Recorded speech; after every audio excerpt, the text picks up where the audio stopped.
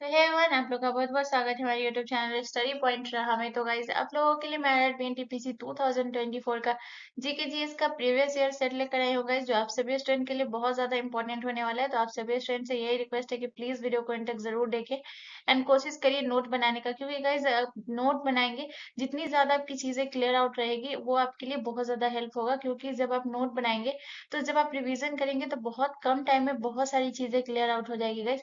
तो clear out जितनी ज्यादा चीजें क्लियर आउट रहेगी आपको एग्जाम में उतना ही ज्यादा बेनिफिट होगा गाइस।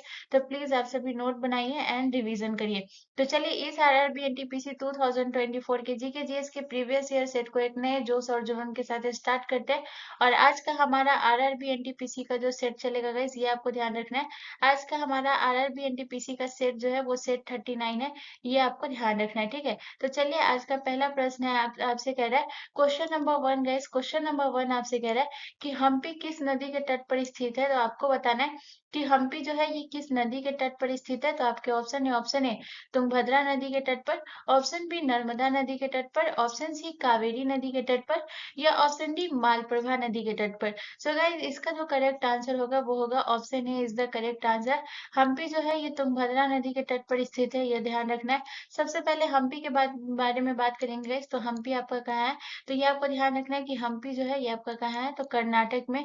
और ये बहुत इंपॉर्टेंट है पॉइंट है जिसको आपको ध्यान रखना है। जितना भी इसमें पॉइंट नोट करा रही हूँ सब आपको याद रखना है, ठीक है। तो सबसे पहले आपको याद रखना है कि हम्पी जो है ये कहाँ है, तो कर्नाटक में। दूसरा पॉइंट आपको क्या याद रखना है जो कि मोस्ट इंपॉर्टेंट है, तो याद रखिएगा कि विजयनगर की राजधानी जो है ये आपको ध्यान रखना है। विजयनगर साम्राज्य की जो है राजधानी जो है ये कहाँ थी गाइस, तो ये आपको ध्यान रखना है हम्पी थी, ठीक है। तो ये आपको ध्यान रखना है, हम्पी जो है ये आपको ध्यान रखना है, बहुत इंपॉर्टेंट है, याद रखिएगा। विजयनगर साम्राज्य की राजधानी थी, ये भी पॉइंट आपको ध्यान रखना है, जो कि बहुत ज्यादा इंपॉर्टेंट है, याद रखिएगा, ठीक है। तो आपको क्या याद रखना है कि विजयनगर साम्राज्य की गई, ये आपको ध्यान रखना है। विजयनगर साम्राज्य की गई ये राजधानी थी हम्पी, ये भी आपको ध्यान रखना है, ठीक है। उसके बाद बात करते गए जो आपको ये ध्यान रखना है कि इसे जो है यूनेस्को में भी शामिल किया गया है, जो कि बहुत ज्यादा इंपॉर्टेंट है, याद रखिएगा। इसे यूनेस्को में शामिल किया गया, ये भी आपको ध्यान रखना। और इसे यूनेस्को में कब शामिल किया गया, तो गाइस याद रखिएगा हम्पी को यूनेस्को में जो शामिल किया गया ये आपको ध्यान रखना है। हम्पी को 1986 में जो है इसे शामिल किया गया, ये भी आपको ध्यान रखना है, जो कि बहुत इंपॉर्टेंट पॉइंट है। यहाँ पे जितना भी पॉइंट लिखा रही है सब एक एक करके बहुत इंपॉर्टेंट होने वाला है, तो इसको नोट करते हुए चलिए। तो आपको याद रखना है कि 1986 में गए 1986 में जो है इसे यूनेस्को द्वारा विश्व धरोहर स्थल में मान्यता मिली है, ये भी आपको ध्यान रखना है। 1986 में याद रखिएगा, 1986 में जो है इसे विश्व धरोहर स्थल में मान्यता मिली है, ये भी आपको ध्यान रखना है, जो कि बहुत इंपॉर्टेंट पॉइंट है, याद रखिएगा, ठीक है। विश्व धरोहर में मान्यता मिली है, ये भी आपको ध्यान रखना है। तो हम्पी से आपको इतना पॉइंट याद रखना है, जो कि बहुत ज्यादा इंपॉर्टेंट है, ये हर एग्जाम में पूछा जाता है guys, तो ये आपको ध्यान रखना है, ठीक है। विश्व धरोहर स्थल में मान्यता मिली है, ये भी आपको ध्यान रखना है। उसके बाद गाइस यहाँ पे जो है हम्पी से आपको जो है इतना पॉइंट याद रखना है। उसके बाद हम बात करेंगे, इसके बाद हम किसके बारे में बात करेंगे गाइस, तुंगभद्रा नदी के बारे में। तो यहाँ से भी बहुत सारा प्रश्न है, जो कि आपका जो है प्रीवियस ईयर प्रश्न था गाइस, तो ये आपको ध्यान रखना है। तो आपको पहला ये याद रखना है कि हम्पी जो है ये आपके कर्नाटक में है। उसके बाद आपको याद रखना है कि ये विजयनगर साम्राज्य की राजधानी थी। 1986 में विश्व धरोहर स्थल में मान्यता मिली, ये आपको ध्यान रखना है, ठीक है। उसके बाद चलिए आ जाते हैं तुंगभद्रा नदी के बारे में। तुंगभद्रा नदी के बारे में एक एक पॉइंट को क्लियर करेंगे गाइस, ये आपको ध्यान रखना है। तो इसमें जो है सबसे पहले हम तुंगभद्रा नदी के बारे में क्या बात करेंगे गाइस, ये आपको ध्यान रखना है कि तुंगभद्रा नदी जो है गाइस ये आपको याद रखना है। इसमें जो है इसका जो है प्राचीन नाम क्या था, ये आपका प्रीवियस ईयर प्रश्न था गाइस, तो ये आपको ध्यान रखना है। तो आपको बताना, अगर आप सभी को पता है तो मुझे कमेंट करके जरूर बताइएगा। तो बताइए कि तुंगभद्रा नदी का प्राचीन नाम जो है गाइस ये क्या था, ये आपको बताना है, ठीक है। तो गाइस बहुत इंपॉर्टेंट है, याद रखिएगा, ये आपके पूछा गया हुआ प्रश्न है। तो ये आपको ध्यान रखना है कि तुंगभद्रा नदी का जो प्राचीन नाम था गाइस, ये आपको ध्यान रखना है पंपा था, ये आपको ध्यान रखना है, ठीक है। जिसमें से आपको ध्यान रखना है कि इसमें से आपका प्रश्न क्या पूछा गया था, कि हम्पी जो है ये किस नदी के तट पर है। और यहाँ पे जो है आपका जो हो गया था, यहाँ पे ये तुंगभद्रा नदी ना देकर ऑप्शन में आपको क्या दिया हुआ था, पंपा। तो इसलिए आपको याद रखना है कि तुंगभद्रा नदी का प्राचीन नाम क्या है गाइस, याद रखिएगा पंपा है, ठीक है। उसके बाद गाइस यहाँ पे एक पॉइंट आपको और याद रखना है, जो कि क्या रखना है, तो यहाँ पे आप लिख लीजिएगा कि 1986 में विश्व धरोहर स्थल पे मान्यता मिली है, ये आपको ध्यान रखना है। यहाँ पे एक पॉइंट जो कि बहुत ज्यादा इंपॉर्टेंट है, तो ये हम्पी से रिलेटेड है। इसमें आपको क्या रखना है कि हम्पी जो है ये किस नदी के किनारे स्थित है गाइस, तो याद रखिएगा हम्पी जो है ये आपके तुंगभद्रा नदी के किनारे है, ये भी आपको ध्यान रखना है। तुंगभद्रा नदी के किनारे बसा हुआ है, ये भी आपको ध्यान रखना है, जो कि ये भी आपका प्रीवियस ईयर प्रश्न था गाइस कि हम्पी जो है ये किस नदी के किनारे बसा हुआ है गाइस, तो ये आपको ध्यान रखना है कि हम्पी जो है ये तुंगभद्रा नदी के किनारे बसा हुआ है, ये भी आपको ध्यान रखना है, जो कि बहुत ज्यादा इंपॉर्टेंट है। तुंगभद्रा नदी के किनारे बसा हुआ है आपका हम्पी, ये भी आपको ध्यान रखना है। और तुंगभद्रा नदी का जो है प्राचीन नाम क्या है गाइस, तो ये आपको ध्यान रखना है पंपा, ठीक है। तो तुंगभद्रा नदी के किनारे बसा हुआ है आपका जो है कौन सा बसा हुआ है गाइस, ये आपको याद रखना है। हम्पी जो है ये तुंगभद्रा नदी के किनारे जो है बसा हुआ है, ये भी आपको ध्यान रखना है, ठीक है। तो यहाँ से आपको इतना पॉइंट याद रखना है। उसके बाद बात करते हैं गाइस तुंगभद्रा नदी का, जो है ये आपको ध्यान रखना है कि तुंगा एवं भद्रा नदियों के मिलन से जो है ये किस नदी का जन्म हुआ है गाइस, तो ये आपको ध्यान रखना है। तुंगभद्रा नदी का जो जन्म है ये कैसे हुआ है गाइस, तो ये आपको ध्यान रखना है। तुंगा और भद्रा मिलने के बाद जो है ये कौन सी नदी बनी है गाइस, तो ये आपको ध्यान रखना है। तुंगा और भद्रा के मिलने से जो है गाइस ये आपको ध्यान रखना है, तुंगा और भद्रा नदी के मिलने से कौन सी नदी बनी है गाइस, तो ये आपको ध्यान रखना है। तुंगा और भद्रा किस संगम से, गाइस याद रखिएगा, तुंगा और भद्रा के संगम से किस नदी का निर्माण हुआ है गाइस, तो ये आपको ध्यान रखना है। तुंगा और भद्रा के संगम से गाइस किस नदी का निर्माण हुआ है, तो याद रखिएगा तुंगा और भद्रा के संगम से गाइस याद रखिएगा किस नदी का निर्माण हुआ, तो तुंगभद्रा नदी का हुआ है, ये भी आपको ध्यान रखना है, ठीक है। संगम से गाइस याद रखिएगा किस नदी का निर्माण हुआ है, तो तुंगा और भद्रा के संगम से याद रखिएगा गाइस ये किसका, तुंगभद्रा नदी का जन्म हुआ है, ये भी आपको ध्यान रखना है। तो बहुत इंपॉर्टेंट है, याद रखिएगा तुंगा और भद्रा के संगम से हुआ है, जो कि यहाँ से जो है नाम से स्पष्ट हो जाएगा गाइस, ये आपको याद रखना है। तुंगा और भद्रा के संगम से तुंगभद्रा नदी का जो है गाइस याद रखिएगा, तुंगभद्रा नदी का है क्या हुआ है गाइस, ये आपको ध्यान रखना है। तुंगभद्रा नदी का निर्माण हुआ है, ये भी आपको ध्यान रखना है, ठीक है। तो यहाँ से जितना भी इंपॉर्टेंट पॉइंट बना था गाइस मैं सारा लिखा चुकी हूँ, तो प्लीज इस सबको नोट कर लीजिएगा गाइस जितना ज्यादा हो सके। अगर यहाँ पे कोई कंफ्यूजन है तो मुझे कमेंट करके जरूर पूछिएगा, मैं जरूर उसको क्लियर आउट करूंगी। चलिए नेक्स्ट क्वेश्चन की तरफ। अगला क्वेश्चन हमारा क्वेश्चन नंबर 2 है गाइस। क्वेश्चन नंबर 2 हमसे कह रहा है कि निम्नलिखित में से सितारा देवी का संबंध शास्त्रीय नृत्य से है। तो आपको बताना है कि सितारा देवी का संबंध किस शास्त्रीय नृत्य से है गाइस, ये आपको बताना है। तो आपके ऑप्शन है, ऑप्शन ए कथकली से, ऑप्शन बी कुचिपुड़ी से, ऑप्शन सी कथक से, या ऑप्शन डी सत्रिया से। सो गाइस इसका जो करेक्ट आंसर होगा वो होगा option C is the correct answer. Kathak का संबंध है, जो कि सितारा देवी का संबंध जो है ये किस शास्त्रीय नृत्य से गए, तो ये आपको ध्यान रखना है कथक से। अगर हम सबसे पहले अगर बात करें कि कथक जो है ये किस राज्य का शास्त्रीय नृत्य है गए, तो ये आपको ध्यान रखना है कथक जो है ये आपके उत्तर प्रदेश का शास्त्रीय नृत्य है, ये आपको ध्यान रखना है। कथक जो है ये किस राज्य का शास्त्रीय नृत्य है गए, तो ये आपको ध्यान रखना है कथक जो है ये उत्तर प्रदेश का शास्त्रीय नृत्य है, ये आपको ध्यान रखना है। उसके बाद अगर हम बात करते हैं कथकली, ये आपके केरल का शास्त्रीय नृत्य है, ये आपको ध्यान रखना है, ठीक है। उसके बाद बात करते हैं गाइस आपका कुचिपुड़ी। कुचिपुड़ी जो है ये किस राज्य का शास्त्रीय नृत्य है गाइस, तो ये आपको ध्यान रखना है। ये जो है आंध्र प्रदेश का जो है कुचिपुड़ी है, ये आपको ध्यान रखना है। आंध्र प्रदेश का गाइस याद रखिएगा, आंध्र प्रदेश का जो है ये किस राज्य का नृत्य है गाइस, तो ये आपको ध्यान रखना है कुचिपुड़ी, ठीक है। उसके बाद अगर हम बात करते हैं सत्रिया, सत्रिया जो है ये किस राज्य का है, तो सबसे नवीनतम है गाइस, जिसे 2000 ईस्वी में जोड़ा गया था, तो असम का है, ये आपको ध्यान रखना है। अब बात करेंगे गाइस सबसे इम्पोर्टेंट यहाँ पे बात करेंगे जो कि कथक के उत्पत्ति से बात करेंगे गाइस कि इसकी जो है उत्पत्ति कैसे हुई है, ये आपको बताना है। तो अगर हम कथक की सबसे इम्पोर्टेंट उत्पत्ति की बात करें गाइस, तो याद रखिएगा कथक की जो उत्पत्ति हुई है वो कैसे हुई है गाइस, तो याद रखिएगा ब्रज भूमि की रासलीला से हुई है, तो इसको भी आप नोट कर लीजिएगा। कथक की उत्पत्ति जो है ये कैसे हुई है गाइस, तो ये आपको ध्यान रखना है कि कथक की जो उत्पत्ति हुई है वो आपको ध्यान रखना है कि ब्रज भूमि के रासलीला से हुई है, ये भी आपको ध्यान रखना है, ठीक है। ब्रज भूमि की रासलीला से जो है ये किस शास्त्रीय नृत्य का हुआ है गाइस, तो याद रखिएगा उत्पत्ति, तो याद रखिएगा कथक का, ठीक है। ब्रज भूमि के रासलीला से हुई है इसकी उत्पत्ति, ये भी आपको ध्यान रखना है, ठीक है। उसके बाद गाइस अगर हम बात करें इसमें से कौन कौन सा घराना है जो कि कथक से संबंधित है गाइस, तो ये आपको ध्यान रखना है कि इसमें से कौन कौन सा घराना है जो कि कथक से संबंधित है, तो ये आपको ध्यान रखना है।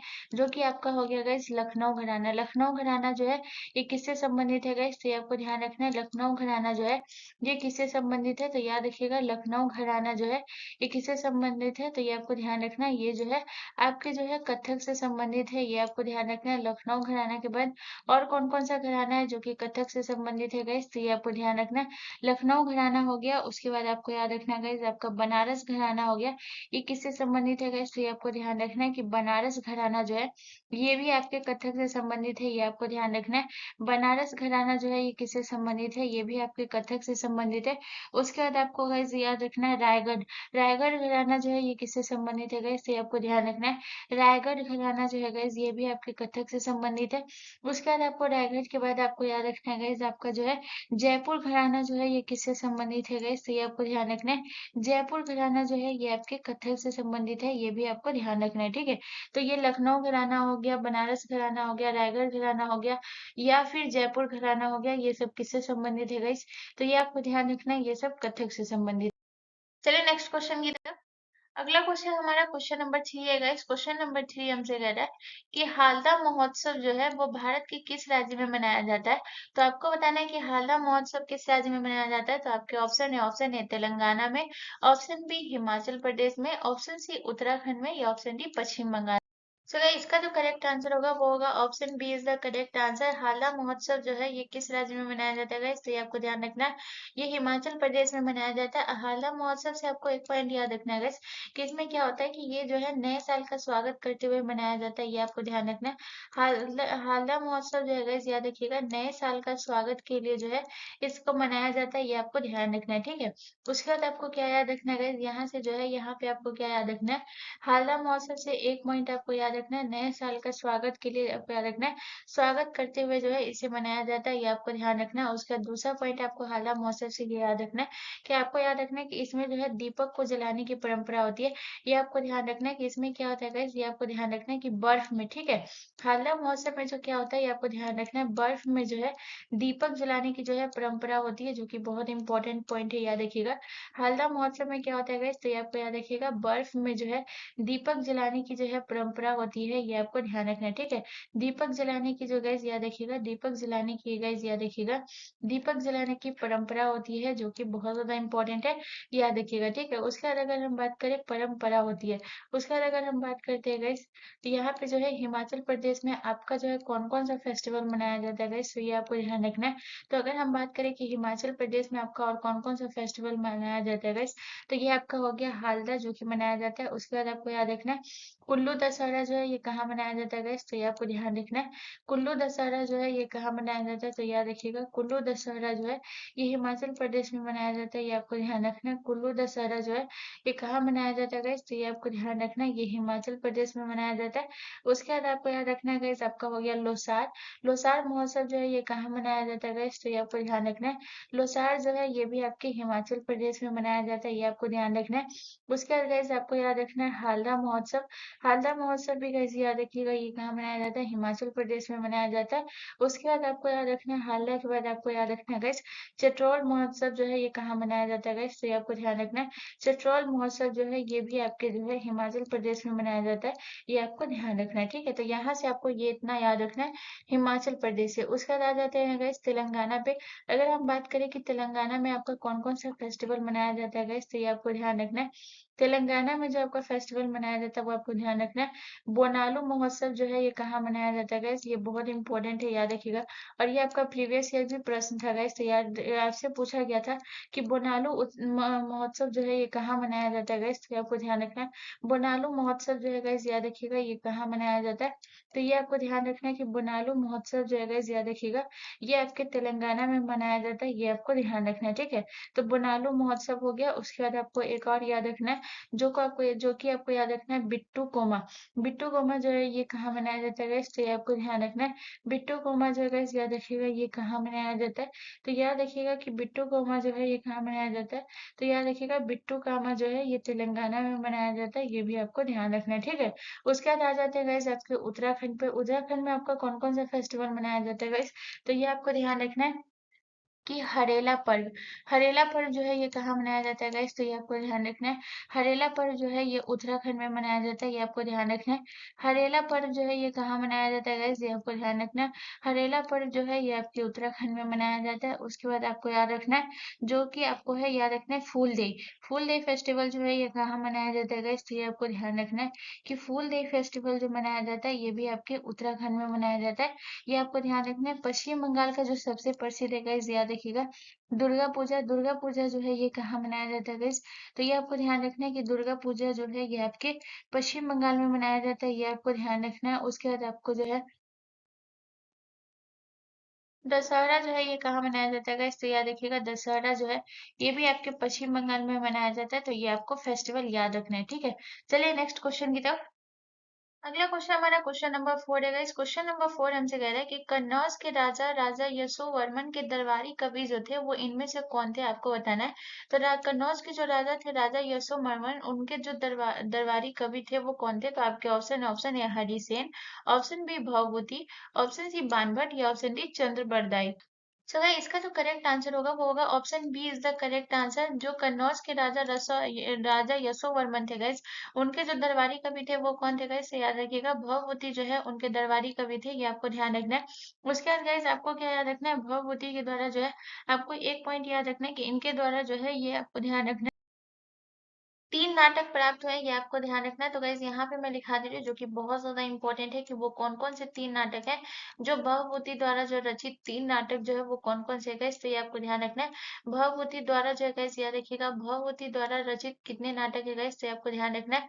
भवभूति द्वारा जो है गाइस याद रखिएगा, भवभूति द्वारा जो है ये रचित जो है ये कितने नाटक है गाइस, तो ये आपको ध्यान रखना है। भवभूति द्वारा रचित 3 नाटक जो है प्राप्त हुए हैं, ये आपको ध्यान रखना है। कितने नाटक प्राप्त हुए हैं गाइस, तो याद रखिएगा 3 नाटक जो है ये आपको ध्यान रखना है। 3 नाटक जो है गाइस याद रखिएगा, 3 नाटक जो है ये आपको ध्यान रखना है प्राप्त हुआ है, ठीक है। तो ये 3 नाटक जो है ये कौन-कौन से गाइस, ये आपको ध्यान रखना है। तो अगर हम इस 3 नाटक की बात करें तो सबसे पहले आपको याद रखना है भवभूति के द्वारा जो है वो कौन-कौन सा नाटक लिखा गया। तो पहला आपको याद रखना है कौन सा है गाइस, तो आपको पहला याद रखना है महावीर चरितम, ठीक है। पहला आपको कौन सा याद रखना है गाइस, तो पहला आपको याद रखना है गाइस महावीर चरितम गाइस, याद रखिएगा पहला जो है ये आपको कौन सा है, तो पहला जो है गाइस ये आपको याद रखिएगा महावीर चरितम है, ये आपको ध्यान रखना है, ठीक है। उसके बाद अगर हम दूसरे पॉइंट की बात करें, दूसरा जो है आपका कौन सा है गाइस, तो ये आपको ध्यान रखना है। दूसरा जो है ये आपका मालती माधव है, ये आपको ध्यान रखना है। दूसरा जो है इन्होंने कौन सा लिखा था, तो याद रखिएगा दूसरा जो है इन्होंने लिखा था मालती माधव, ठीक है। ये आपको ध्यान रखना है। दूसरा जो है इन्होंने कौन सा लिखा था, तो याद रखिएगा दूसरा जो था इनका ये मालती माधव था, ये आपको ध्यान रखना है। और अगर तीसरे की बात करेगा, इस तीसरा क्या था गाइस, तो ये आपको ध्यान रखना है उत्तर रामचरितम लिखा था, ये आपको याद रखना है। तीसरा जो है इन्होंने कौन सा लिखा था गाइस, तो ये आपको ध्यान रखना है उत्तर रामचरितम लिखा था, ये आपको ध्यान रखना है, ठीक है। उत्तम रामचरितम जो है इन्होंने लिखा था तीसरा। तो 3 नाटक जो है इनके प्राप्त हुए गाइस, ये आपको ध्यान रखना। और ये 3 नाटक आपको याद रखना है, महावीर चरितम, मालती माधव उसके बाद आपको याद रखना है उत्तर रामचरितम, ठीक है। ये 3 आपको याद रखना है, जो कि बहुत ज्यादा इंपॉर्टेंट है। अगर हम बात करते हैं हरिसेन के बारे में, हरिसेन जो है ये किसके दरबार के कवि थे गाइस, तो ये आपको ध्यान रखना है, जो कि बहुत ज्यादा इंपॉर्टेंट है। तो याद रखिएगा हरिसेन जो है ये किसके दरबार के कवि थे, तो आपको याद रखना है कि हरिसेन जो थे ये आपको याद रखना है, बहुत इंपॉर्टेंट है। तो याद रखिएगा हरिसेन जो थे ये समुद्रगुप्त के दरबारी कवि कौन थे गाइस, तो ये आपको ध्यान रखना है। समुद्रगुप्त के दरबारी कवि हरिसेन थे, ये आपको ध्यान रखना है। हरिसेन थे, ये आपको ध्यान रखना है। ये जो थे ये राजा जो है समुद्रगुप्त के दरबारी कवि थे हरिसेन। उसके बाद अगर हम बात करते हैं बाणभट्ट जो है ये किसके दरबारी कवि थे गाइस, याद रखिएगा बहुत इंपॉर्टेंट है, तो याद रखिएगा राजा हर्षवर्धन के दरबारी कवि कौन थे गाइस, तो ये आपको ध्यान रखना है। राजा हर्षवर्धन के दरबारी कवि जो थे ये कौन थे गाइस, तो ये आपको ध्यान रखना है। राजा हर्षवर्धन के दरबारी कवि जो थे ये आपको ध्यान रखना है कौन थे, तो ये है बाणभट्ट जो थे ये राजा हर्षवर्धन के दरबारी कवि थे।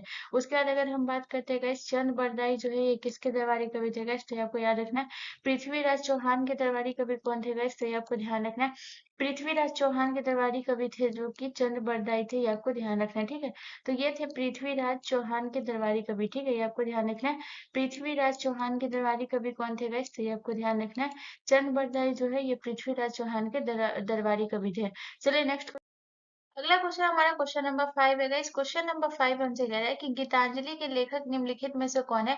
तो आपको बताना है कि गीतांजलि के लेखक जो कौन है। तो आपके ऑप्शन है Rabindranath Tagore, option B Pandit Jawaharlal Nehru, option C Abul Kalam Azad, या option D Rajendra Prasad. So guys इसका जो करेक्ट आंसर होगा वो होगा option A is the correct answer. Gitanjali के लेखक जो कौन है, ये आपको ध्यान रखना है, गीतांजलि के लेखक रविन्द्रनाथ टैगोर है। आपको गीतांजलि से क्या याद करना है, जो कि बहुत ज्यादा इंपॉर्टेंट है।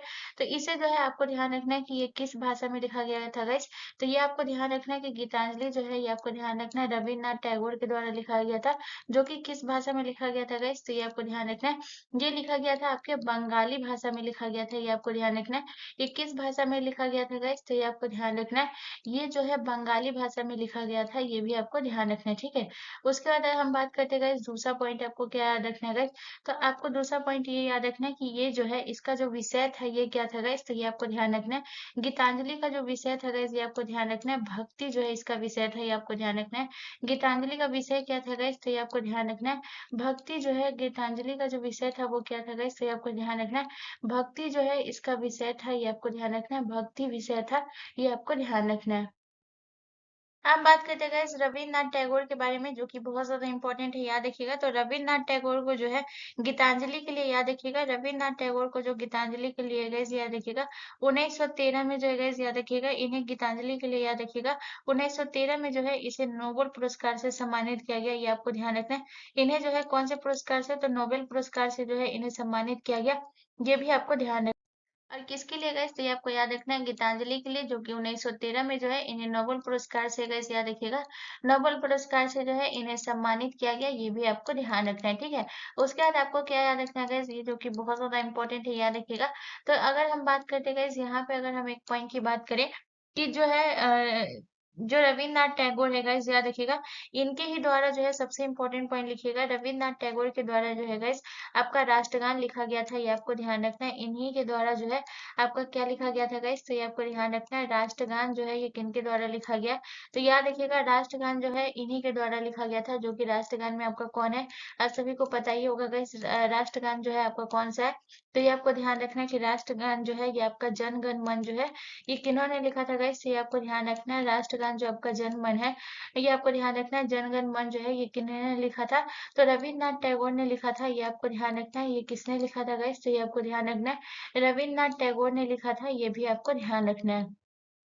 उसके बाद बात करते हैं गाइस पंडित जवाहरलाल नेहरू के द्वारा। पंडित जवाहरलाल नेहरू के द्वारा जो है वो कौन सा पुस्तक लिखा गया था गाइस, तो ये आप सभी को पता होगा। डिस्कवरी ऑफ इंडिया जो है ये किसके द्वारा लिखा गया था गाइस, तो ये आपको ध्यान रखना है।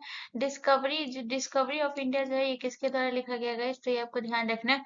डिस्कवरी ऑफ इंडिया जो है ये किसके द्वारा लिखा गया गाइस, तो ये आपको ध्यान रखना है। डिस्कवरी ऑफ इंडिया जो है ये जो है जवाहरलाल नेहरू के द्वारा, जो कि भारत के प्रथम प्राइम मिनिस्टर थे गाइस, ये आपको ध्यान रखना है।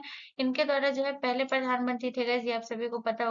तो याद रखिएगा कि डिस्कवरी ऑफ इंडिया जो है ये किनके द्वारा लिखा गया था गाइस, तो आपको ध्यान रखना है जवाहरलाल नेहरू के द्वारा।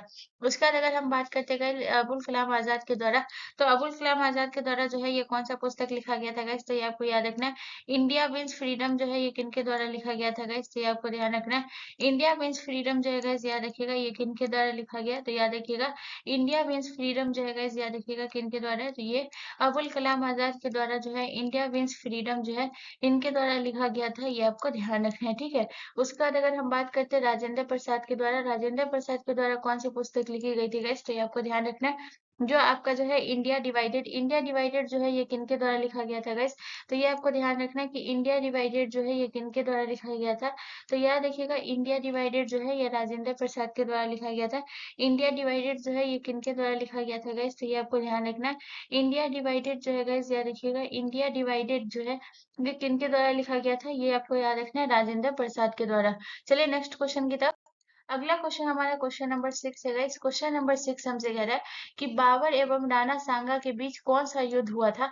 तो आपको बताना है कि बाबर और राणा सांगा के बीच जो युद्ध हुआ था वो कौन सा युद्ध हुआ था। तो आपके ऑप्शन ए चंदेरी का युद्ध, ऑप्शन बी चंदवार का युद्ध, ऑप्शन सी खानवा का युद्ध, ऑप्शन डी घाघरा का युद्ध। तो आप सभी को पता ही होगा कि बाबर ने जो है पानीपत का पहला लड़ाई किया था, जिसमें से इब्राहिम लोदी को हराकर इन्होंने मुगल वंश की स्थापना की थी। और बाबर के द्वारा जो है टोटल कितने युद्ध लड़े गए थे गाइस? तो ये आपको ध्यान रखना है कि बाबर के द्वारा जो है ये कितने युद्ध लड़े गए। तो कुल जो है इनके द्वारा जो है आपको याद रखना है, जो कि बहुत महत्वपूर्ण है।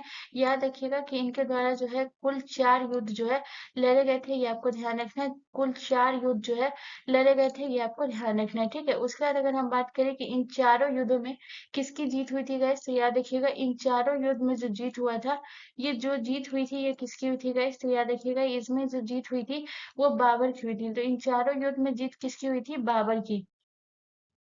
याद रखिएगा इन चारों इसमें युद्ध जो है ये किसका हुआ था गाइस, तो ये आपको ध्यान रखना है, बाबर का हुआ था, ये आपको ध्यान रखना है। तो आपसे प्रश्न पूछा है कि बाबर और राणा सांगा के बीच जो है ये कौन सा युद्ध हुआ था गाइस, तो ये आपको ध्यान रखना है। बाबर और राणा सांगा के बीच जो हुआ था गाइस, ये आपको याद रखना है कौन सा युद्ध हुआ था। खानवा का युद्ध हुआ था, जो कि पहला लड़ाई हुआ था 1526 में। ये आपको ध्यान रखना है, ये हुआ था पानीपत का, और 1527 में ये युद्ध लड़ा गया था। ये आपको ध्यान रखना है, जो कि बाबर और राणा सांगा के बीच हुआ था 1527 में, ये आपको ध्यान रखना है। उसके बाद अगर हम बात करें चंदेरी के युद्ध के बारे में गाइस, तो चंदेरी के युद्ध के बारे में बात करें तो ये जो युद्ध हुआ था ये कब हुआ था, तो याद रखिएगा ये जो युद्ध हुआ था ये 1528 में हुआ था, ठीक है। उसके बाद अगर हम बात करें ये जो युद्ध हुआ था ये किसके बीच हुआ था गाइस, तो ये आपको ध्यान रखना है कि ये जो युद्ध हुआ था ये बाबर के बीच हुआ था, ठीक है। बाबर के बीच हुआ था, और किसके बीच हुआ था गाइस, तो ये आपको ध्यान रखना है बाबर और जो है, याद रखिएगा गाइस, बाबर और मेदिनी राय के बीच में जो है ये कौन सा युद्ध हुआ था गाइस, तो ये आपको ध्यान रखना है बाबर और मेदिनी राय के बीच जो है ये कौन सा युद्ध हुआ था गाइस, तो ये आपको ध्यान रखना है बाबर और मेदिनी राय के बीच हुआ था ये युद्ध, ये आपको ध्यान रखना है, ठीक है। बाबर और मेदिनी राय के बीच ये युद्ध हुआ था, जो कि 1528 में हुआ था, जिसमें मैं बोली हूँ कि 4 बार कौन जीता है, बाबर जीता है, ये आपको ध्यान रखना है। तो इसमें भी जीत बाबर की हुई थी। उसका बाद आ जाते हैं गाइस घाघरा का युद्ध। घाघरा का युद्ध भी बहुत इंपॉर्टेंट है, याद रखिएगा। तो अगर हम घाघरा के युद्ध की बात करें गाइस, तो ये युद्ध जो है ये कब हुआ था, तो घाघरा का युद्ध हुआ था 1529 में, और 1530 में जो है ये बाबर की मृत्यु हो गई थी, ये आपको ध्यान रखना है। घाघरा का युद्ध जो है ये किसके बीच हुआ था गाइस, तो ये आपको ध्यान रखना है बाबर के बीच हुआ था, ये आपको ध्यान रखना है बाबर के बीच हुआ था। और किसके बीच हुआ था गाइस, तो ये आपको ध्यान रखना है बाबर के बीच हुआ था, और जो है महमूद लोदी, ठीक है, इब्राहिम लोदी के बीच जो है ये पहला युद्ध हुआ था 1526 में, पानीपत का युद्ध। और जो इनका लास्ट युद्ध भी था वो लोदी से ही था, बट ये था, ये कौन लोदी था गाइस, ये आपको ध्यान रखना है, ये महमूद लोदी था, ठीक है, ये आपको ध्यान रखना है। ये कौन सा लोदी था, ये महमूद लोदी था, ये आपको ध्यान रखना है। उसके बाद अगर हम बात करते हैं गाइस, यहाँ पे आ जाते हैं चंदवार का युद्ध। चंदवार का युद्ध जो है ये किसके बीच हुआ था गाइस, तो ये आपको ध्यान रखना है, ये मोहम्मद गौरी और जयचंद के बीच हुआ था ये युद्ध, ये आपको ध्यान रखना है। तो ये जो युद्ध हुआ था ये किसके बीच हुआ था, तो ये गौरी के बीच हुआ था, और किसके बीच हुआ था गाइस, तो ये आपको ध्यान रखना है गौरी और जयचंद के बीच जो है गाइस, याद रखिएगा गौरी और जयचंद के बीच जो है ये कौन सा युद्ध हुआ था, तो याद रखिएगा गौरी और जयचंद के बीच जो है ये चंदवार का युद्ध हुआ था। और यह युद्ध जो है ये कब हुआ था गाइस, तो ये आपको ध्यान रखना है 1194 ईस्वी में ये युद्ध हुआ था, ये भी आपको ध्यान रखना है। चलिए नेक्स्ट क्वेश्चन की तरफ। अगला क्वेश्चन हमारा क्वेश्चन नंबर 7 है गाइस। क्वेश्चन नंबर 7 कह रहा है कि निम्नलिखित में से कौन सी खरीफ फसलों का उदाहरण है, तो आपको बताना है कि कौन सी है जो कि खरीफ फसलों का उदाहरण है, ठीक है। तो आपके ऑप्शन है, ऑप्शन ए तरबूज, option B soybean, option C गेहूं, या ऑप्शन डी सरसों। सो गाइस इसका जो करेक्ट आंसर होगा गाइस वो होगा आपका जो है ऑप्शन बी जो है करेक्ट आंसर हो जाएगा। खरीफ फसलों का जो उदाहरण है वो कौन है गाइस, तो ये आपको याद रखना है खरीफ फसलों का उदाहरण जो है ये आपको ध्यान रखना है, ये आपका जो हो गया सोयाबीन हो गया, ठीक है। अब जिस तरीके से मैं जो आपको बताई हूँ कि खरीफ फसलों का जो है ये आपको ध्यान रखना है ये सोयाबीन है, तो जरूरी नहीं कि आपको जो है सोयाबीन ही होगा। अगर हम बात करें कि खरीफ फसल में आपका कौन कौन सा जो है खरीफ फसल है, तो गाइस ये आपको याद रखना है जो आपका जो है मूंगफली, मूंगफली भी गाइस याद रखिएगा ये आपका कौन सा फसल है गाइस, तो ये आपको ध्यान रखना है मूंगफली जो है ये आपका खरीफ का फसल है, ये आपको ध्यान रखना है। उसके बाद आपको याद रखना है गाइस कपास, कपास जो है ये कौन सा फसल है गाइस, तो ये आपको ध्यान रखना है कि कपास जो है ये भी आपका एक खरीफ फसल है, ठीक है। उसके बाद कपास के बाद आपको याद रखना है गाइस और कौन सा है, तो उसके बाद हो गया आपका चावल, चावल भी है गाइस ये आपको याद रखना है ये कौन सा फसल है, तो याद रखिएगा ये आपका खरीफ का फसल है। उसके बाद आपको याद रखना है मक्का, मक्का जो है ये कौन सा फसल है गाइस, तो ये आपको ध्यान रखना है मक्का जो है ये भी खरीफ का फसल है। उसके बाद आपको याद रखना है गाइस रागी, रागी जो है ये कौन सा फसल है गाइस, तो ये आपको ध्यान रखना है रागी जो है एक खरीफ का फसल है, ये आपको ध्यान रखना है। उसके बाद आपको याद याद रखना है गाइस, जो है आपका कौन सा फसल हो गया गाइस, बाजरा। बाजरा जो है ये कौन सा फसल है गाइस, तो ये आपको ध्यान रखना है। बाजरा जो है ये भी आपका खरीफ का फसल है, ये आपको ध्यान रखना है, ठीक है। उसके बाद आ जाते हैं गाइस तरबूज। तरबूज जो है ये आपका कौन सा फसल है, तो गाइस आपको याद रखना है जो तरबूज है गाइस ये आपका कौन सा फसल है, तो याद रखिएगा तरबूज जो है ये आपका जो है ये कौन सा फसल है, ये जायद। जायद फसल जो है ये आपका कौन सा है गाइस, तो ये आपको ध्यान रखना। जायद फसल जो है ये तरबूज है, ठीक है, ये आपको ध्यान रखना। जायद फसल जो है ये आपका कौन है, तो याद रखिएगा जायद फसल जो है ये आपका तरबूज है, ठीक है। उसके बाद गाइस यहाँ पे जो है ना आपको एक पॉइंट लिखना है जो कि बहुत ज्यादा इंपॉर्टेंट है। तो अगर हम बात करें कि भारत का सबसे बड़ा जो है सोयाबीन उत्पादक राज्य कौन सा है गाइस, तो ये आपको लिख लेना है। महाराष्ट्र में सबसे ज्यादा जो है सोयाबीन होता है गाइस, याद रखिएगा। सबसे ज्यादा सबसे बड़ा उत्पादक किस कहाँ होता है गाइस, तो याद रखिएगा सबसे बड़ा उत्पादक राज्य जो है ये आपका महाराष्ट्र है, लिख लीजिएगा, ठीक है। अगर हम बात करते हैं जायद फसल में आपका कौन कौन सा हो गया गाइस, तो अगर हम जायद फसल की बात करें गाइस, तो इसमें आपका कौन कौन सा हो गया, तो करेला। करेला जो है ये आपका एक जायद फसल है, ये आपको ध्यान रखना है। उसके बाद आपको याद रखना है गाइस कद्दू। कद्दू जो है ये आपका कैसा फसल है गाइस, तो ये आपको ध्यान रखना है। कद्दू जो है ये भी आपका एक जायद फसल है। तरबूज जो है ये आपका जायद फसल है। उसके बाद जो गेहूं जो है ये आपकी कैसी फसल है गाइस, तो ये आपको ध्यान रखना है। गेहूं जो है ये आपके रबी की फसल है, ये आपको ध्यान रखना है। गेहूं जो है ये कैसी फसल है, तो रबी की फसल है, ये आपको ध्यान रखना है। अगर हम बात करें गेहूं के अलावा और कौन कौन सा आपका रबी फसल है गाइस, तो ये आपको ध्यान रखना है। गेहूं जो है ये आपका रबी फसल हो गया। उसके बाद आपको याद रखना है मटर जो है ये आपका रबी फसल हो गया। उसके बाद आपको याद रखना है गाइस सरसों जो है ये आपका कौन सा फसल हो गया, सरसों जो है ये रबी फसल हो गया, ये आपको ध्यान रखना है। उसके बाद गाइस आपका जो है दलहन जो हो गया, ये आपका कौन सा फसल है, दलहन जो है ये भी आपको ध्यान रखना है। दलहन जो है ये आपका कौन सा फसल है गाइस, तो ये आपको ध्यान रखना है। दलहन जो है ये भी आपका जो है एक रबी का फसल है, ये आपको ध्यान रखना है, ठीक है। तो ये आपकी रबी की फसल है, ठीक है। चलिए नेक्स्ट क्वेश्चन की तरफ। अगला क्वेश्चन हमारा क्वेश्चन नंबर 8 है। इस क्वेश्चन नंबर 8 कह रहा है कि भारत में रामसर संधि पर हस्ताक्षर कब किया गया। तो आपको बताना है कि भारत में जो है रामसर संधि पर हस्ताक्षर कब किया गया। तो आपके ऑप्शन है 5 जुलाई 1982 को, ऑप्शन बी 1 फरवरी 1982 को, ऑप्शन सी 1 अक्टूबर 1983 को, या ऑप्शन डी 28 फरवरी 1982 को। तो इसका जो करेक्ट आंसर होगा वो होगा ऑप्शन बी जो है करेक्ट आंसर हो जाएगा। रामसर संधि पर जो हस्ताक्षर हुआ था ये कब हुआ था गाइस, ये आपको ध्यान रखना है 1 फरवरी 1982 को जो है ये भारत में रामसर संधि पर जो है हस्ताक्षर हुआ था, ये आपको ध्यान रखना है, ठीक है। उसके बाद आपको क्या याद रखना है गाइस, सबसे इंपॉर्टेंट याद रखना है, जो कि आपको क्या याद रखना है कि सबसे ज्यादा जो है ये रामसर स्थल जो है ये कहाँ पे गाइस, तो ये आपको ध्यान रखना है कि सबसे ज्यादा जो है रामसर स्थल जो है गाइस ये आपको ध्यान रखना कहाँ है, तो ये आपके ध्यान रखना है ये आपके तमिलनाडु में, ठीक है। ये आपको ध्यान रखना है कि सबसे ज्यादा रामसर स्थल जो है ये आपको ध्यान रखना है कहाँ है गाइस, तो ये आपको ध्यान रखना है सबसे ज्यादा जो रामसर स्थल है ये तमिलनाडु में है, ये आपको ध्यान रखना है। सबसे ज्यादा रामसर स्थल किधर है गाइस, तो ये आपको ध्यान रखना है सबसे ज्यादा रामसर स्थल, ठीक है। सबसे ज्यादा रामसर स्थल जो है ये कहाँ है गाइस, तो ये आपको ध्यान रखना है सबसे ज्यादा रामसर स्थल जो है ये आपका कहाँ है, तो ये आपको ध्यान रखना है सबसे ज्यादा रामसर स्थल जो है ये आपके तमिलनाडु में है, ये आपको ध्यान रखना है, ठीक है। उसके बाद जो है तमिलनाडु के बाद जो है दूसरा कौन सा राज्य है गाइस, तो ये आपको ध्यान रखना है। तमिलनाडु के बाद जो है दूसरा आपका कौन सा राज्य है गाइस, तो ये आपको ध्यान रखना है। दूसरा जो है आपका कौन सा है गाइस, तो ये आपको ध्यान रखना है। दूसरा जो है ये आपको ध्यान रखना है ये कौन सा है, तो दूसरा जो है आपका ये है आपका उत्तर प्रदेश, ठीक है। तो यहाँ पे जो है रामसर स्थल कितना है गाइस, तो ये आपको ध्यान रखना है। यहाँ पे जो है रामसर स्थल 18 है। उसके बाद आपको याद रखना है गाइस उत्तर प्रदेश है, ठीक है। उसके बाद जो है कौन सा राज्य है गाइस, तो ये आपको ध्यान रखना है। उसके बाद जो है ये आपका उत्तर प्रदेश में सबसे ज्यादा रामसर स्थल है। और अगर हम बात करें उत्तर प्रदेश में कितना है गाइस, तो ये आपको ध्यान रखना है उत्तर प्रदेश में 10। उसके बाद बात करते हैं गाइस कि कुल कुल रामसर जो है ये कितना है गाइस, तो ये आपको ध्यान रखना है।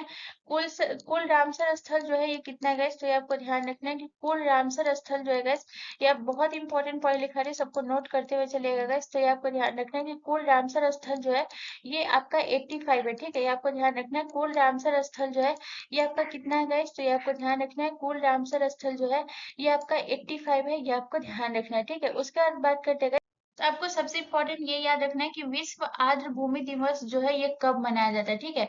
तो ये आपका प्रीवियस ईयर प्रश्न भी था गाइस, तो ये आपको ध्यान रखना है, इस पॉइंट को आपको नोट कर लेना जो कि मैं यहाँ पे लिखा रही हूँ। तो ये आपको ध्यान क्या रखना है गाइस, ये आपको ध्यान रखना है विश्व विश्व आर्द्र भूमि दिवस जो है ये कब मनाया जाता है गाइस, तो ये आपको ध्यान रखना है। विश्व आर्द्र भूमि दिवस जो है ये कब मनाया जाता है, तो याद रखिएगा विश्व आर्द्र भूमि दिवस जो है ये 2 फरवरी को मनाया जाता है, ठीक है। ये आपको ध्यान रखना है, ये कब मनाया जाता है गाइस, तो ये आपको ध्यान रखना है। विश्व आर्द्र भूमि दिवस जो है ये कब मनाया जाता है गाइस, तो ये आपको ध्यान रखना है। विश्व आर्द्र भूमि दिवस जो है ये आपका 2 फरवरी को मनाया जाता है, ये आपको ध्यान रखना है। और अगर बात करते हैं गाइस कि सबसे पहले जो है रामसर स्थल में किसे शामिल किया गया था, तो ये आपको ध्यान रखना है उड़ीसा का जो आपका चिल्का झील था, इसे सबसे पहले जो है यूनेस्को में रामसर में शामिल किया गया, ये आपको ध्यान रखना है। तो रामसर में जो है सबसे पहला जो स्थल कौन सा था, भारत का पहला स्थल कौन सा था जिसे रामसर में शामिल किया गया, तो मैं यहाँ पे लिखा देती हूँ, तो यहाँ पे आपको नोट कर लेना है जो कि बहुत इंपॉर्टेंट है, ठीक है। तो ये आपको ध्यान रखिएगा कि भारत का पहला रामसर स्थल जो है ये कौन है, तो याद रखिएगा भारत का पहला रामसर स्थल जो है ये आपको ध्यान रखना है उड़ीसा का चिल्का झील, ठीक है। तो भारत का पहला रामसर स्थल कौन सा है गाइस, तो ये आप सब याद रखिएगा कि भारत का पहला रामसर स्थल है जो गाइस जो कि बहुत ज्यादा इंपॉर्टेंट है, याद रखिएगा। तो भारत का पहला रामसर स्थल जो है गाइस याद रखिएगा कौन सा है, तो याद रखिएगा ये चिल्का झील है, ठीक है। ये आपको ध्यान रखना है, बहुत इंपॉर्टेंट है। और इसी के बाद जो है किसे किया गया था, केवला देव को, ठीक है। ये आपको ध्यान रखना है। तो अगर हम बात करें गाइस चिल्का झील जो है ये भारत का पहला रामसर स्थल है जो कि आपका कहाँ है गाइस, तो ये आपको ध्यान रखना है, ये जो है आपका उड़ीसा में, ठीक है। ये आपका कहाँ है गाइस, तो ये आपको ध्यान रखना है, ये आपका उड़ीसा में है। तो यहाँ से आपको इतना पॉइंट जो है वो क्लियर हो गया। सबसे अगर छोटा रामसर, भारत का सबसे छोटा रामसर साइट बात करें, तो ये आपका जो है ये आपका रेणुका आर्द्र भूमि है, ये आपको ध्यान रखना है, जो कि भारत का सबसे छोटा रामसर स्थल है, ये आपको ध्यान रखना है। चलिए नेक्स्ट क्वेश्चन की तरफ। अगला क्वेश्चन हमारा क्वेश्चन नंबर 9 है गाइस। क्वेश्चन नंबर 9 हमसे कह रहा है कि प्रोजेक्ट टाइगर लॉन्च किया गया उस समय कितने टाइगर रिजर्व को शामिल किया गया। तो जब प्रोजेक्ट टाइगर लॉन्च किया गया था, जो कि आपका प्रोजेक्ट टाइगर कब लॉन्च किया गया था, 1973 में जो गाइस ये आपको ये ध्यान रखना प्रोजेक्ट टाइगर को लॉन्च किया गया उस समय जो टाइगर रिजर्व जो थे वो उसे कितना टाइगर रिजर्व को शामिल किया गया था। आपके ऑप्शन ऑप्शन ए 8 टाइगर रिजर्व को, ऑप्शन बी 5 टाइगर रिजर्व को, ऑप्शन सी 9 टाइगर रिजर्व को, या ऑप्शन डी 12 टाइगर रिजर्व को। सो गाइस इसका जो करेक्ट आंसर होगा वो होगा option C is the correct answer. Project tiger जब लॉन्च किया गया उस समय जो है टाइगर रिजर्व को शामिल किया गया था, जो कि 9 टाइगर रिजर्व को शामिल किया। और बात करते हैं गाइस कि प्रोजेक्ट टाइगर को जो है 1973 में जो है ये किसने लॉन्च किया था गाइस, तो याद रखिएगा ये आपके प्रधानमंत्री इंदिरा गांधी जो है गाइस, याद रखिएगा ये किसने लॉन्च किया था गाइस, तो ये आपको ध्यान रखना है इंदिरा गांधी ने गाइस, याद रखिएगा इंदिरा गांधी ने जो है इन्हें लॉन्च किया था, ये आपको ध्यान रखना है। बाघों के संरक्षण के लिए गाइस, याद रखिएगा इस प्रोजेक्ट टाइगर को किसने लॉन्च किया, तो इंदिरा गांधी ने जो है गाइस याद रखिएगा लॉन्च किया था, ये आपको ध्यान रखना है, ठीक है। ये बहुत इंपॉर्टेंट है, याद रखिएगा, जो कि मैं आपको बताया कि उस समय टाइगर रिजर्व को कितना टाइगर रिजर्व को शामिल किया गया था, तो 9 टाइगर रिजर्व को शामिल किया गया था। अगर हम बात करें कि इसमें से 9 टाइगर रिजर्व कौन कौन सा है जिसे शामिल किया गया था उस समय, तो गाइस याद रखिएगा जो कि आपको याद रखना है मानस मानस टाइगर रिजर्व को शामिल किया गया था, ये आपको ध्यान रखना है 1973 के तहत। उसके बाद आपको याद रखना और कौन सा टाइगर रिजर्व था गाइस, तो ये आपको ध्यान रखना है आपका रणथंभौर जो है गाइस, याद रखिएगा रणथंभौर को भी शामिल किया गया था।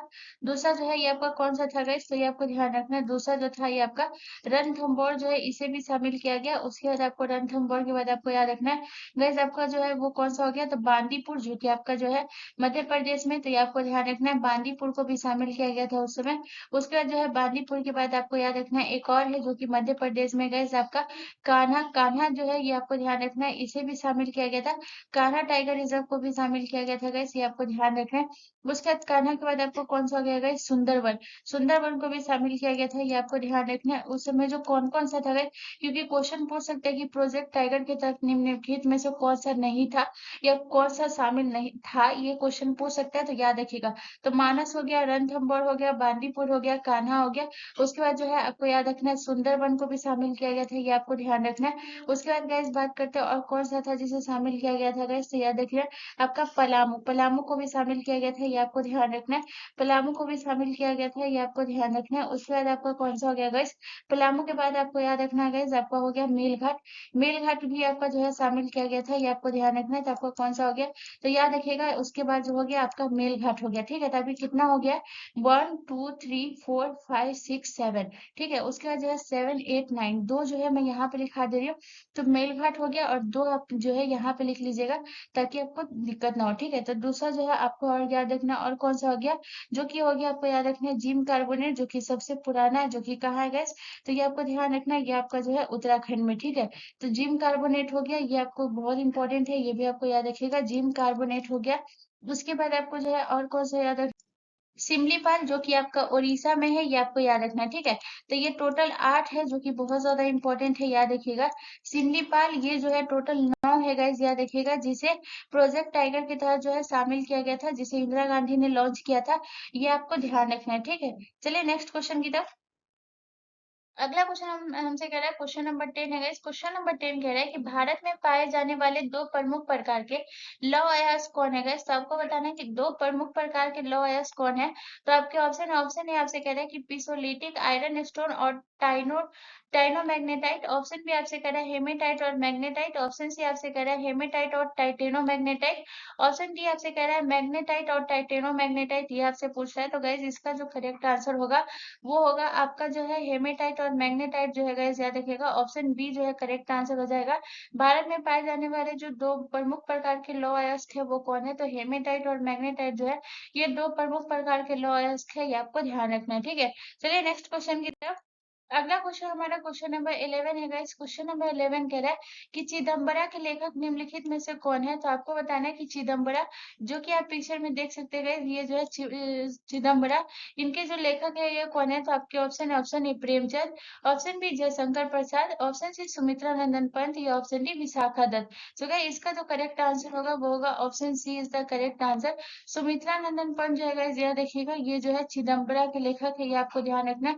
और चिदम्बरा के लिए गाइस ये आपको याद रखिएगा है कि चिदम्बरा के लिए जो गाइस सबसे इंपॉर्टेंट क्या याद रखना है कि चिदम्बरा के लिए गाइस याद रखिएगा 1961 में जो गाइस याद रखिएगा इन्हें नोबेल पुरस्कार से सम्मानित किया, सॉरी ज्ञानपीठ पुरस्कार से, ठीक है। तो याद रखिएगा 1961 में जो है इन्हें किस पुरस्कार से सम्मानित किया गया गाइस, तो ये आपको याद रखना है। 1961 में जो है इन्हें ज्ञानपीठ पुरस्कार से सम्मानित किया गया, ये भी आपको ध्यान रखना है, ठीक है। इन्हें कौन से पुरस्कार से सम्मानित किया गया था, तो ज्ञानपीठ पुरस्कार से जो है 1961 में जो है इन्हें चिदम्बरा के लिए जो है ज्ञानपीठ पुरस्कार से सम्मानित किया। उसके बाद याद रखिएगा जो चिदम्बरा का जो है गाइस, याद रखिएगा चिदम्बरा का जो है प्रकाशन जो हुआ था ये किसके द्वारा हुआ था गाइस, ये आपको ध्यान रखना है। तो अगर हम चिदम्बरा के प्रकाशन की अगर बात करें गाइस, तो ये आपको ध्यान रखना है कि राजकमल प्रकाशन द्वारा जो है इसका जो है प्रकाशन हुआ था, ये आपको ध्यान रखना है। इसका जो प्रकाशन है ये किसके द्वारा हुआ था गाइस, तो ये आपको ध्यान रखना है। इसका जो प्रकाशन हुआ था गाइस, ये आपको ध्यान रखना है राजकमल के द्वारा जो गाइस, याद रखिएगा इसका जो प्रकाशन है ये किसके द्वारा हुआ था गाइस, तो राजकमल, राजकमल प्रकाशन के द्वारा जो गाइस, याद रखिएगा राजकमल प्रकाशन के द्वारा जो है गाइस, याद रखिएगा राजकमल प्रकाशन के द्वारा जो है गाइस, याद रखिएगा इसका जो है प्रकाशन हुआ है, ये आपको ध्यान रखना है, ठीक है। तो ये जो है चिदम्बरा के लिए जो है गाइस बहुत इंपॉर्टेंट पॉइंट है, याद रखिएगा राजकमल प्रकाशन द्वारा जो है, याद रखिएगा इसका जो है प्रकाशन हुआ है, ये आपको ध्यान रखना है। राजकमल प्रकाशन द्वारा जो है प्रकाशन हुआ है, ये आपको ध्यान रखना है, ठीक है। चिदम्बरा के बारे में बात करें, ठीक है। और चिदम्बरा के लिए गाइस याद रखिएगा सुमित्रा नंदन पंत को जो है ज्ञानपीठ पुरस्कार जो है मिला था, ये आपको ध्यान रखना है 1961 में, ये भी आपको ध्यान रखना है, ठीक है।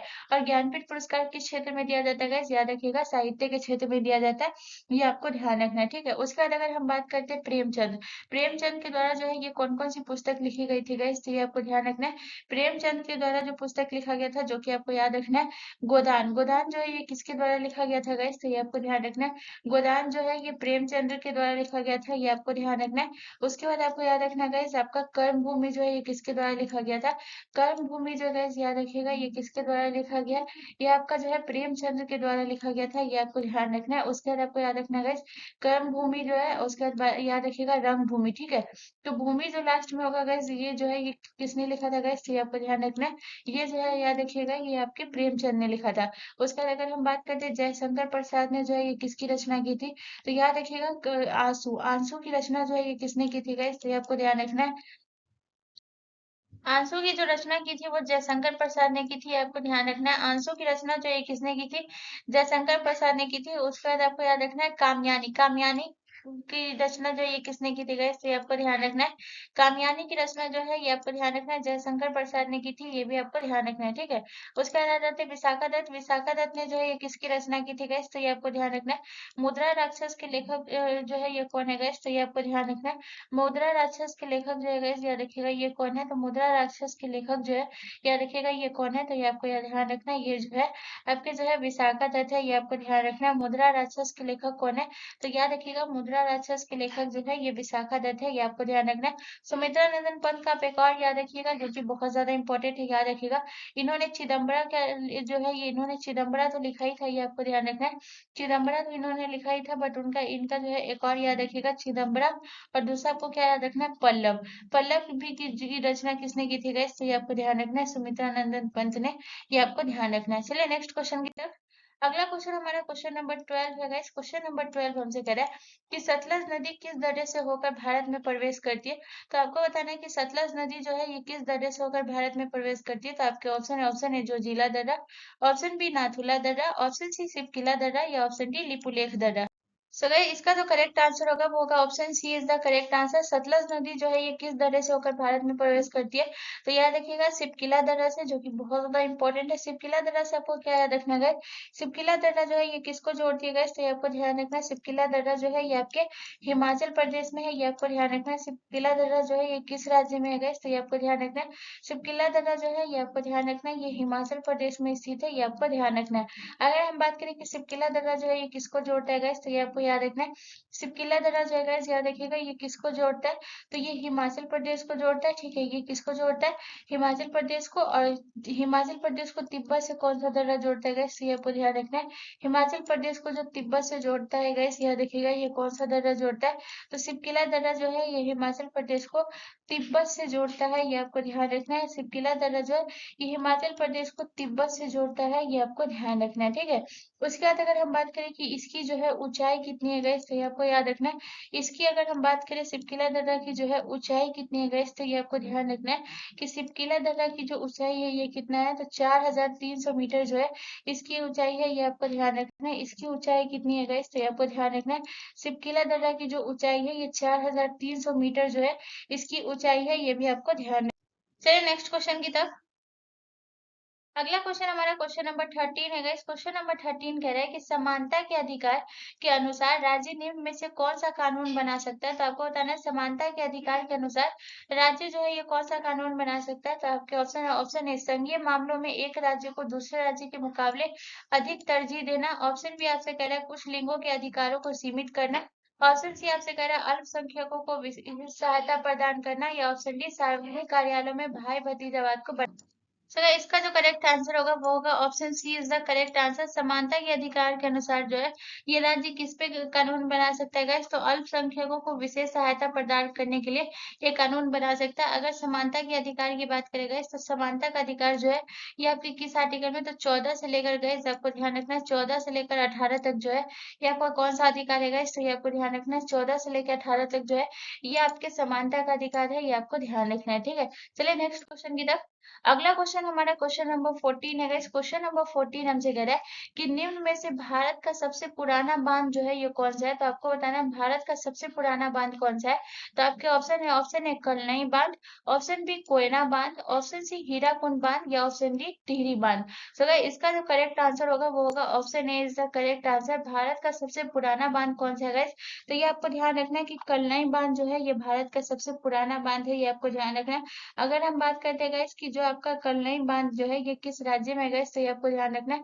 कलनई बांध जो है ये आपका कहाँ है गाइस, तो ये आपको ध्यान रखना है। कलनई बांध जो है ये आपका तमिलनाडु में है, ये आपको ध्यान रखना है। कलनई बांध जो है ये आपका किस राज्य में स्थित है गाइस, तो ये आपको ध्यान रखना है। कलनई बांध जो है ये आपके तमिलनाडु में है। उसके बाद अगर हम कलनई बांध की बात करें गाइस, तो ये आपको ध्यान रखना है कि ये किस नदी पर है। तो ये जो है कलनई बांध जो है ये आपका किस नदी पर है गाइस, तो ये आपको ध्यान रखना है कावेरी नदी पर है, ये आपको ध्यान रखना है। कलनई बांध जो है ये किस नदी पर इसे बनाया गया है, तो ये आपको ध्यान रखना है कि इसे जो है कावेरी नदी पर बनाया गया, ये आपको ध्यान रखना है। इसे जो है किस नदी पे बनाया गया है, ये आपको ध्यान रखना है। इसे जो है कावेरी नदी के पे बनाया गया, ये आपको ध्यान रखना है, ठीक है। ये जो है आपको ध्यान रखना है किस राज्य में है, तमिलनाडु में। अब बात करते हैं कल्लई बांध जो है ये कितना मीटर लंबा है गाइस, तो ये आपको ध्यान रखना है कि 329 मीटर जो है गाइस, ये आपको ध्यान रखना है। कल्लई बांध जो है ये आपको ध्यान रखना है 329 मीटर जो है गाइस, ये आपको ध्यान रखना है। 329 मीटर जो है ये बांध लंबा है। उसके बाद आपको ध्यान रखना है, अगर हम चौड़ाई की बात करें कि ये जो है कितना चौड़ा है गाइस, तो ये आपको ध्यान रखना है ये जो है 19 मीटर जो है गाइस, याद रखिएगा। 329 मीटर जो है लंबा है, ये आपको ध्यान रखना है। 19 मीटर जो है गाइस, याद रखिएगा ये क्या है, 19 मीटर जो है ये चौड़ा है, ये आपको ध्यान रखना है। 19 मीटर जो है चौड़ा है। और आपको याद रखना है ऊंचा कितना है गाइस, तो ये आपको ध्यान रखना है 19 मीटर जो है ये चौड़ा है। और 6 मीटर जो है गाइस, याद रखिएगा 6 मीटर जो है ऊंचा है, ठीक है। ये आपको ध्यान रखना है कलनई बांध जो है ये 6 मीटर ऊंचा है, ये भी आपको ध्यान रखना है, ठीक है। उसके बाद हम आ जाते हैं गाइस, यहाँ पे आपको ध्यान रखना है जो कि कोयना बांध। अगर कोयना बांध की बात करें गाइस, तो ये आपको ध्यान रखना है कोयना बांध जो है ये आपका कहाँ है, तो याद रखिएगा कोयना बांध जो है ये आपके महाराष्ट्र में, ये आपको ध्यान रखना है कोयना बांध जो है ये आपका कहाँ है, तो याद रखिएगा कोयना बांध जो है ये आपके महाराष्ट्र में।